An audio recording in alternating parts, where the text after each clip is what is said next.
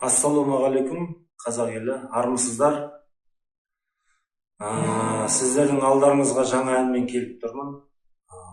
Отаным Қазақстан деп аталады. Қазақ халқын сол отансүйгіштікке шақырам. Және тыңдап бағасын беріңіздер.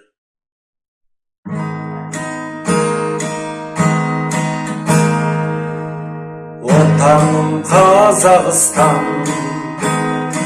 ел бірлігі жарасқан, жауынгер қайсар халық, жаралған ар намыстан.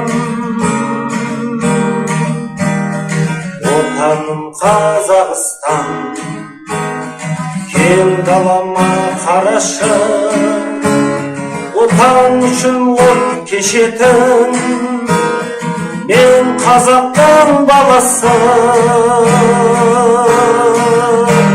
Елім үшін жаным құрбан, жерім үшін болам қорған, жауларымның оғына кеудем тосам, бір сен үшін Қазақстан. Елім үшін жаным құрбан, жерім үшін болам қорған, жауларымның оғына кеудем тосам, бір сен үшін Қазақстан. Жауларымның оғына кеудем тосам, бір сен үшін Қазақстан.